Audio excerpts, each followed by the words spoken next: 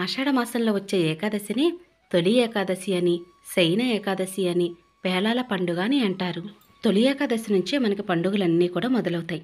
వరుసగా వరలక్ష్మి వ్రతం, వినాయక చవితి, దీపావళి, సంక్రాంతి ఇలా ఒకదాని తర్వాత ఒకటి వస్తూనే ఉంటాయి.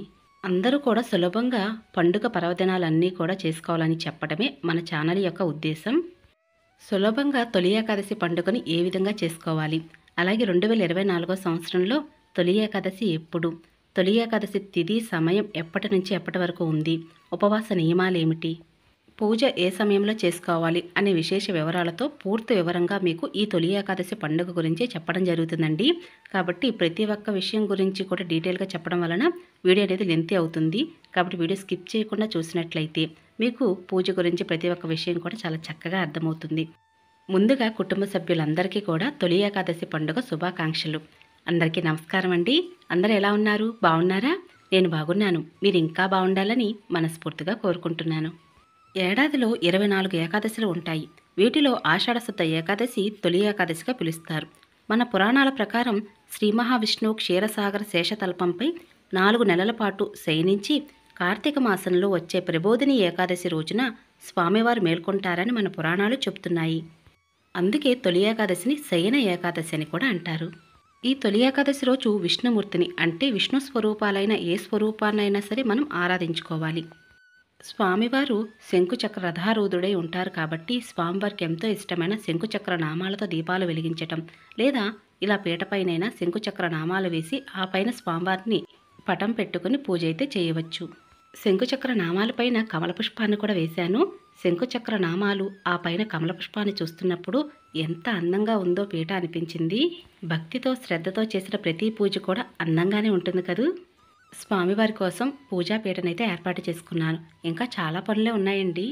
స్వామివారికి తులసి దళ అంటే చాలా ఇష్టం కదా, అందుకని తులసి వనంలో స్వామివారు ఉన్నట్లుగా భావిస్తూ నేను ఇక్కడైతే స్వామివారి కోసం అని చెప్పి తులసి దళాలు ఎక్కువగానే కోసుకొచ్చాను.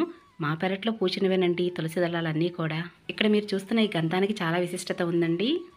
ఈ గంధాన్ని నేను ఉజ్జయిని వెళ్ళినప్పుడు కొనుక్కొచ్చాను. ఎంత మంచి సువాసన వస్తుందో. హరిహరాదులు ఇద్దరు ఒక్కటే కదా, కాబట్టి ఆ శివయ్య దగ్గర కొనుక్కొచ్చినటువంటి ఈ గంధాన్ని స్వామివారి యొక్క నామాన్ని అలంకరణ చేస్తున్నానండి. కాబట్టి ఈ గంధం అయితే కొంచెం సేపు నానాలన్నమాట. ఇలా గింజల్లాగే ఉంటుందండి. నానిన తర్వాత ఒక్క నిమిషం పాటు నానితే మంచి సువాసన వెదజల్లుతూ నామాన్ని చాలా అందంగా తీర్చిదిద్దే విధంగా ఈ గంధం అయితే తయారవుతుంది. మీకు కొంచెం తులసి దళాలు ఎక్కువగా ఉన్నట్లయితే ఈ విధంగా స్వామివారి పటం పక్కనే పెట్టండి. సువాసన వెదజల్లుతూ ఉంటుంది. అలాగే స్వామివారు బృందావనంలో ఉన్నట్లుగా భావిస్తూ ఉంటారు. అందుకే స్వామివారు ఇష్టపడి మీ ఇంట్లోనే ఉండిపోతారని చెప్పడంలో ఎటువంటి సందేహం లేదండి. ఇక నేను 2 కలిసిన చెంబులు తీసుకున్నాను. రాగి చెంబులు కూడా తీసుకోవచ్చు. ఇక ఇందులో అయితే నేను సగానికి పైగా నీళ్లు పోస్తున్నాను. కొద్దిగా జవ్వాది పౌడర్ని వేస్తే మంచిది. ఇలా జవ్వాది పౌడర్ని చల్లి ఆ తర్వాత తులసి దళాలను పెట్టండి. మంచి సువాసన వెదజల్లుతూ ఉంటుంది. ఇక ఈ తులసి దళాలు అయితే ఈ విధంగా అలంకరణ చేసుకున్నానండి స్వామివారి పటం దగ్గర పెట్టడానికి. ఇంకా స్వామివారికి ఎంతో ఇష్టమైనది పిండి దీపం. కాబట్టి ఈ తొలి ఏకాదశి నాడు పిండి దీపాన్ని వెలిగించండి. ఒక్క పిండి దీపం వెలిగించవచ్చు, లేదా 2, 3, 5, 7, 11 వరకు కూడా ఎన్ని పిండి దీపాలైనా సరే పూజలు వెలిగించవచ్చు. నేను ఇక్కడ 5 పిండి దీపాలు తయారు చేద్దామని చెప్పి పిండినైతే కలిపాను, కానీ మధ్యలో నా ఉద్దేశం అయితే మార్చేసుకున్నానండి. ఇక 4 పిండి దీపాలను తయారు చేశాను. మరొక పిండి దీపం ఏం చేస్తారు అని అడుగుతున్నారా? చేస్తానండి. 5వ పిండి దీపాన్ని కూడా తయారు చేస్తాను. బియ్య పిండి దీపాన్ని ఎలా తయారు చేయాలి అని మీ అందరికీ తెలిసిన విషయమే.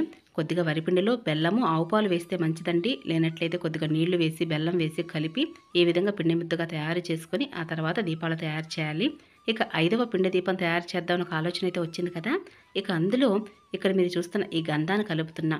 గంధ దీపం అనే కన్నా చందన దీపం అంటే బాగుంటుంది. సువాసనను వెదజల్లుతూ ఉండేటటువంటి ఈ పిండి దీపాన్ని స్వామివారి ముందు వెలిగిద్దామని ఒక ఆలోచన అయితే వచ్చింది. ఇక వెంటనే నేను కొద్దిగా గంధము ఇక పిండి కలిపి ఈ విధంగా అయితే తయారు చేశానండి. ఇందులో ముందుగా నేను బెల్లం వేసి కలుపుకున్నాను. పిండి దీపాలు ఇంకా చందన దీపాన్ని కూడా తయారు చేసుకున్నాను. ఈ విధంగా అయితే 5 దీపాలను ముందుగానే రెడీ చేసి పక్కన పెట్టుకోవాలి. 2024 సంవత్సరంలో తొలి ఏకాదశి ఎప్పుడు వచ్చింది ఇప్పుడు తెలుసుకుందాము. శ్రీ క్రోధినామ సంవత్సరం, దక్షిణాయనం, గ్రీష్మ ఋతువు, ఆషాఢమాసం, శుక్లపక్షం, ఏకాదశి తిథి జూలై 16వ తారీఖు మంగళవారం సాయంత్రం 5 గంటల నుంచి 17 జూలై 2024 సంవత్సరం బుధవారం సాయంత్రం 5:56 వరకు. మన హిందూ పంచాంగం ప్రకారం తెల్లవారుజామున ఏ తిథి అయితే ఉంటుందో ఆ తిథిని పరిగణలోకి తీసుకుని 2024 సంవత్సరంలో జూలై 17 బుధవారం రోజున తొలి ఏకాదశి పండుగను అందరూ జరుపుకోవాలి. తొలి ఏకాదశి పూజ ఏ సమయంలో చేయాలి అంటే ఉదయం 4:30 నుంచి 6 గంటల లోపు పూజ అయితే చేయవచ్చండి. ఇది బ్రహ్మ ముహూర్తం. ఇప్పుడు కనుక పూజ చేయడం కుదరనట్లయితే ఉదయం 7:30 నుంచి 9 గంటల లోపు పూజ అయితే చేసుకోవచ్చు. లేదా 10 గంటల నుంచి 11:53 లోపు పూజ అయితే చేసుకోవచ్చు. ఒకవేళ ఉదయం పూజ చేయడం కుదరని వారు సాయంత్రం వేళ కూడా పూజ చేసుకోవచ్చండి. సాయంత్రం వేళ 4:23 నుంచి 6:30 లోపు పూజ అయితే చేసుకోవాలి. ఎందుకంటే 6 గంటల వరకే మనకి ఏకాదశి తిథి అయితే ఉన్నది. అమృత గడియలు కూడా ఉన్నాయి కాబట్టి పూజ 6:30 లోపు పూజ చేసుకుంటే మంచిది. స్వామివారికి బ్రహ్మముహూర్తం అంటే చాలా ఇష్టం అండి. కాబట్టి ఉదయం వేళ బ్రహ్మముహూర్తాలు పూజ చేసుకోవడానికి ప్రయత్నించండి. నేను వెంకటేశ్వర స్వామి లక్ష్మీదేవి సమేతంగా ఉన్నటువంటి చిత్రపటాన్ని పూజలో పెట్టుకున్నానండి. మీరు విష్ణు స్వరూపాల ఏ స్వరూపాన్నైనా సరే పూజలో పెట్టుకొని పూజ అయితే చేయవచ్చు. అత్తయ్య గారు తులసిమాలను ఈ విధంగా కట్టారండి ఈసారి.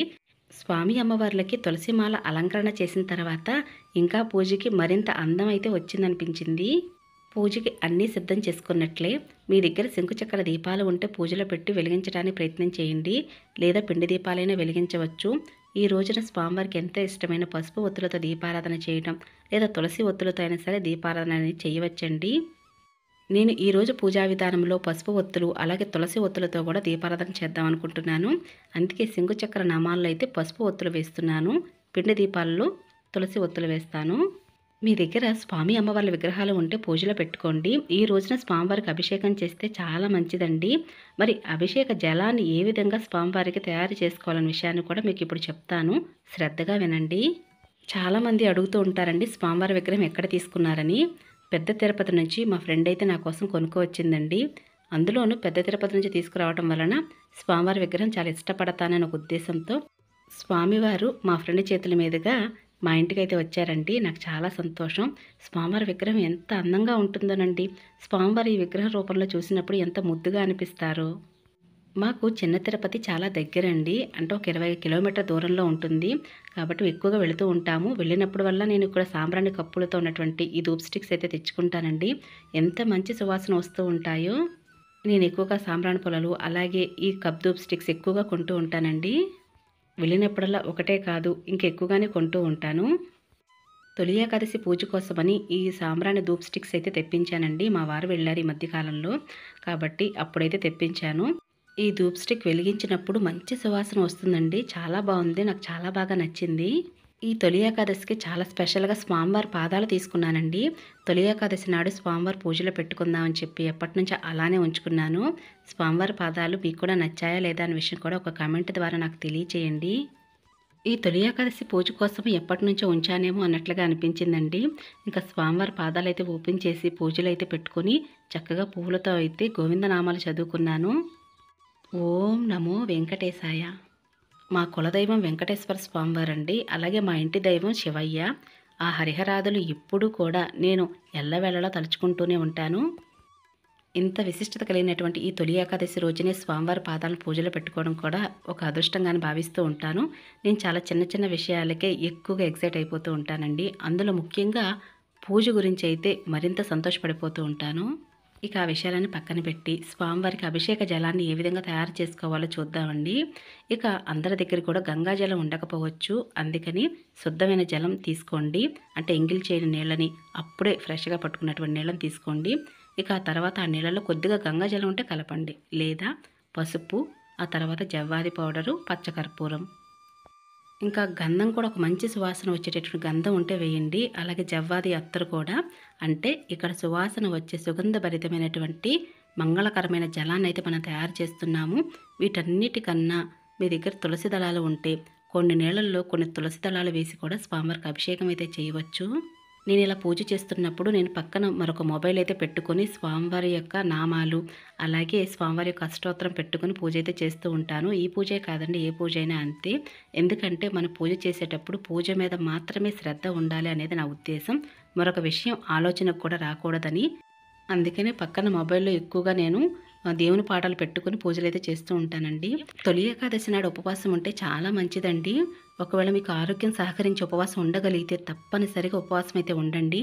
మరి ఈ ఉపవాసం ఎలా ఉండాలి, నియమాలు ఏమిటి అనే విషయం కూడా తెలుసుకుందాము.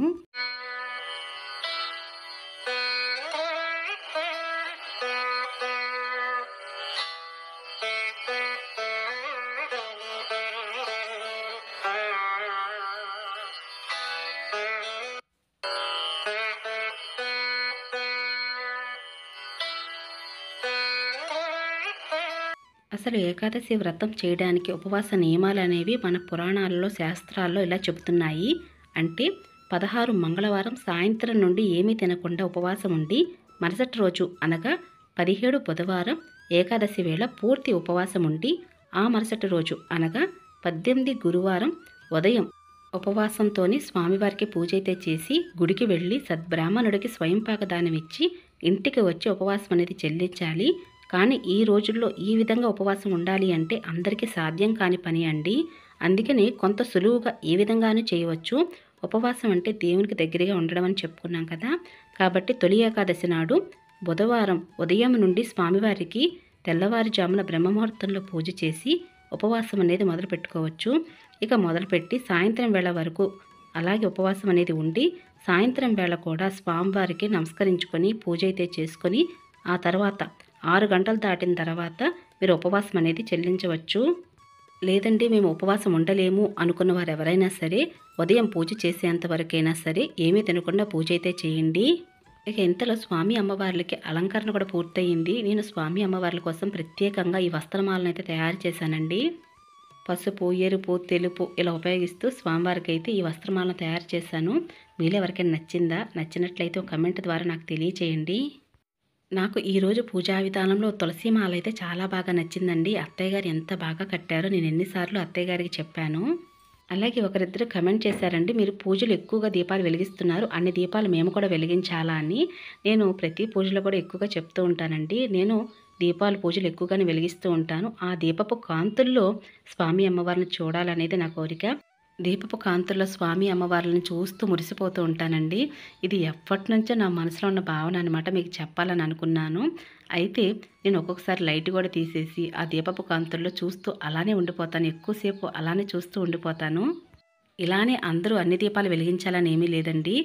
మీరు 2 దీపాలను వెలిగించవచ్చు. మరి మీరు ప్రతి నిత్య దీపారాధన చేసినప్పుడు కూడా ఇన్ని దీపాలు వెలిగిస్తారా అంటే అలా ఏమీ లేదండి. నిత్య దీపానికి మాత్రం 2 దీపాలు వెలిగిస్తూ ఉంటాను. ఇలా ప్రత్యేకమైన పూజలు చేస్తున్నప్పుడు మాత్రం ఎక్కువ దీపాలు వెలిగిస్తూ ఉంటాను. దీపం పరబ్రహ్మ స్వరూపము. దీపం మనలోని అజ్ఞానాన్ని తొలగించి జ్ఞానం అనే జ్యోతిని మనకి నింపుతుంది. కాబట్టి ఇలా జ్యోతులు వెలిగించటం అనేది కూడా ఒక అదృష్టంగానే చెప్తూ ఉంటారండి. అందుకుగాను దీపాలు ఎక్కువగా వెలిగించాలి అని. ఇక ఈ రోజున విష్ణు సహస్రనామాలు, గోవిందనామాలతో స్వామివారిని అయితే ఈరోజు పూజించవలసి ఉంటుంది. మన పురాణాల ప్రకారం ఆ శ్రీ మహావిష్ణువు క్షీరసాగర శేషతల్పంపై 4 నెలల పాటు శయనించి కార్తీక మాసంలో ప్రబోధిని ఏకాదశి రోజున స్వామివారు మేల్కొంటారని మన పురాణాలు చెప్తున్నాయి.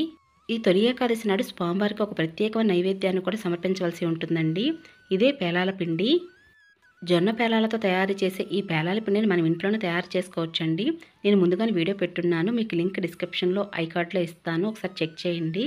చాలా సులభంగా జొన్న పేలాల పిండిని ఏ విధంగా తయారు చేయవచ్చు అనే విషయాన్ని ఆ వీడియోలో క్లియర్గా చెప్పాను. అలాగే ఈ రోజున పేలాల పిండి తినాలి అని కూడా చెప్తూ ఉంటారు. అలాగే మరి పేలాల పిండి అందరికీ దొరకకపోవచ్చు. స్వామివారికి ఈ రోజున చలిమిడి, వడపప్పు, పానకాన్ని నివేదన చేయవలసి ఉంటుంది. ఇక్కడ మీకు చూపిస్తున్న ఈ వడపప్పులో ఉపయోగించేటటువంటి పెసరపప్పు కూడా మా పొలంలో పండిందేనండి. అందుకే తొక్క అది ఉంది. మీ అందరూ కూడా అనుకుంటారు కదా ఏంటంటే పెసరపప్పు ఇలా ఉందేమోనని, అందుకే చెప్తున్నాను. ఇక ఈ రోజున స్వామి అమ్మవార్లకి ఈ విధంగా దీపధూప నైవేద్యాలన్నీ సమర్పించి పచ్చకర్పూరంతో హారతి ఇస్తే చాలా మంచిదండి. స్వామివారికి పచ్చకర్పూరంతో పూజ చేసినా లేదా పూజలు పచ్చకర్పూరం వాడినా చాలా ఇష్టపడతారు. అలాగే తులసి దళాలకి పచ్చకర్పూరము కొంచెం ఇలా మీరు అంటించినా కూడా ఎంతో మంచి సువాసన వస్తూ ఉంటుంది. ఈ 2024 సంవత్సరంలో బుధవారంతో కూడిన తొలి ఏకాదశి వచ్చింది కాబట్టి మీరు బుధవారం ఉదయం వేళ పూజాపీఠాన్ని ఏర్పాటు చేసుకుని పూజ అయితే చేయవచ్చు.